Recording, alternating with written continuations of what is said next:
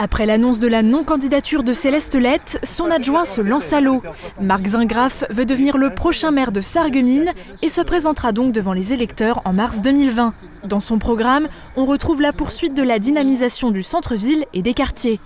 Certaines pointures de la majorité actuelle ont décidé de le suivre dans cette aventure, mais pas toutes, ce qui laisse planer le doute d'une liste dissidente. Un menu végétarien obligatoire par semaine. C'est désormais la règle dans tous les restaurants scolaires et cela commence cette semaine dans toute la France. Les établissements scolaires et périscolaires vont devoir prendre le pli.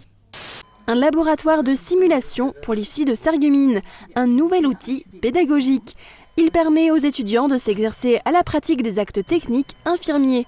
Des groupes bilingues, français et allemands, ont pu l'utiliser pour la première fois cette semaine. Un exercice qui portait aussi sur l'esprit d'équipe et la communication. Le parc Sainte-Croix entre directement à la première place du classement, celui des parcs animaliers et zoos de France, établi par le magazine économique Capital. À l'issue de l'enquête de satisfaction menée auprès de 20 000 personnes, le parc Sainte-Croix a obtenu un 8,57 sur 10. Il est devant les zoos de Beauval et d'Amnéville. À Rhodes, il y a plus de 350 000 visiteurs par an. Des communes associées. C'est un statut que propose le Parc naturel régional des Vosges du Nord aux communes limitrophes. 111 communes font actuellement partie du périmètre du parc naturel, 39 sont situées en Moselle et 72 dans le Bas-Rhin. Arrennes, Bettevillers, Binin, Gros-Réderchin, Petit-Réderchin et Wölflin sont candidates pour devenir des communes associées. Une façon de bénéficier de conseils en rénovation, paysagisme, écologie ou encore en architecture. 900 sapeurs-pompiers autour de l'étang de Hasselfurt pour le cross départemental. Venant de toute la Moselle, les jeunes sapeurs-pompiers, pompiers volontaires et professionnels ont répondu en grand nombre à l'invitation. Plusieurs parcours étaient proposés, de 2,2 à près de 10 km. L'objectif, tenter de se qualifier pour le cross régional. Un public toujours fidèle pour cette 19e édition. Ce week-end avait lieu le gala Agir ensemble qui permet de récolter des fonds pour aider les personnes atteintes de cancer. Charel, maître de cérémonie, a assuré l'animation et le lien entre artistes, clubs et associations variées. Côté public, 400 personnes étaient présentes. Des trésors cachés à Capelquingé. La mairie de la commune est installée depuis 1998 dans un bâtiment qui date d'avant la Révolution française. Une ancienne maison paysanne dans laquelle on peut encore admirer le fumoir et un potager d'époque. Une salle de classe de début de siècle a aussi été reconstituée.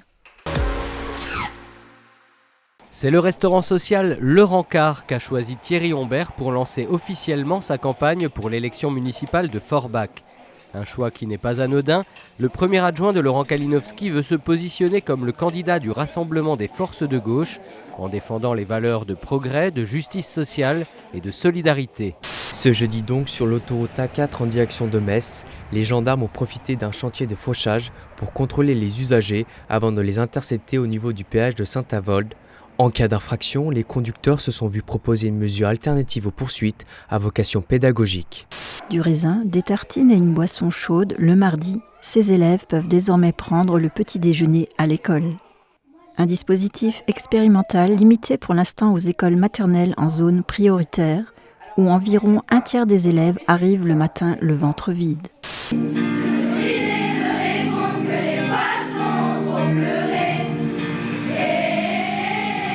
La chorale du collège de Cocheren chantait hier après-midi contre le harcèlement scolaire. Pour leur 3e année de mobilisation, l'équipe encadrante et les classes de 5e ont convié la chanteuse locale Marina D'Amico. Le 28 septembre dernier, en marge d'un rassemblement U6-U7 à Forbach, une altercation avait éclaté entre le père d'un jeune joueur d'Alstin et un éducateur de Kerbach sous les yeux des enfants. Enfants, parents et éducateurs des deux clubs se retrouvent aujourd'hui au stade de Kerbach pour une journée interclub. Initiée par le district mosellan, cette rencontre vise à resserrer les liens entre les deux clubs, tourner la page de cet incident et sensibiliser. 13 stands de professionnels, 250 personnes présentes pour la 2e édition de la rencontre départementale de l'autonomie. Cette année, le thème est destiné aux aidants. En France, 11 millions de personnes prennent en charge un proche. Ce salon permet donc de mieux connecter les professionnels avec le grand public. Une déchetterie au cœur du quartier du Wiesberg. C'est un des moyens qu'a trouvé la ville de Forbach pour venir à bout des décharges sauvages qui se multiplient, pour permettre aux habitants du quartier de se débarrasser de leurs déchets encombrants, mais aussi pour sensibiliser la population au tri, à l'environnement et à l'utilisation des déchetteries. Après un second round sur la défensive, c'est au troisième que Medic tente de remonter, mais sans réellement inquiéter Flora Pili, qui maintient sa garde tout en demeurant offensive, encouragée par son public.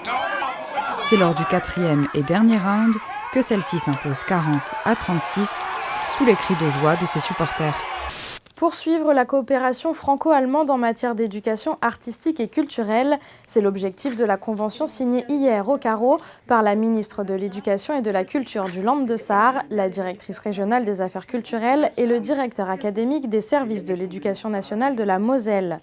Le Land de Sarre et la région Lorraine avaient été choisis comme territoire pilote lors d'une précédente convention. Ce renouvellement permettra de poursuivre et d'intensifier la coopération déjà amorcée.